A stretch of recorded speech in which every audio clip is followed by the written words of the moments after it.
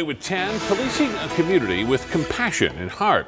So many law enforcement agencies fighting to win back trust in our communities, and one Arizona department doing its best to lead the way. ABC 15's Sonu Wasu takes us on the road with the Tucson Mental Health Support Unit to see how they're saving lives. Yes! Why are you guys doing this?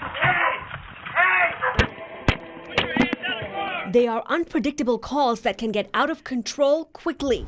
So everyone has the possibility of turning dangerous. We are learning more than a third of the calls officers respond to involve someone suffering from a mental health or addiction disorder. In the past, the way we dealt with people that were having a mental health crisis was really take them to jail.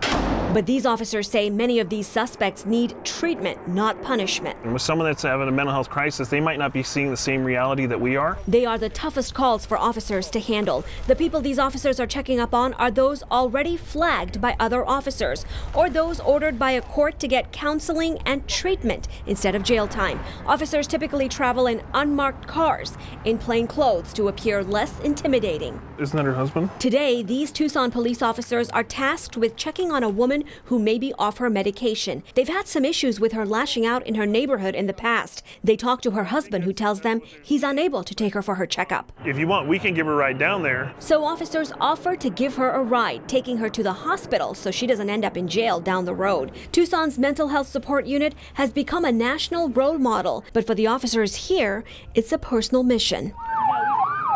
One that started 8 years ago with a deadly mass shooting right in their backyard when Jared Loughner opened fire in a strip mall, leaving 6 people dead, 13 others, including former Arizona Congresswoman Gabby Giffords, injured. This is my genocide school. Police quickly learned Loughner was already on their radar, someone officers and deputies had dealt with before. But back then, there was no mental health support unit and no emergency crisis response center to take Loughner to.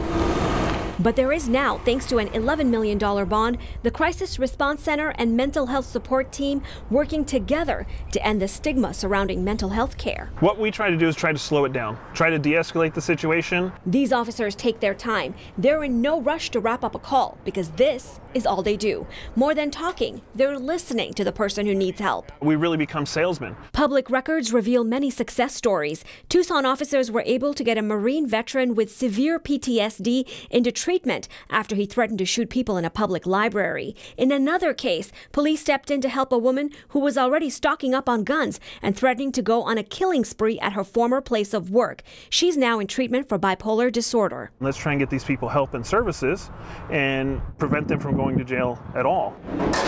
Tucson is one of 10 cities at the forefront of modeling this way of policing.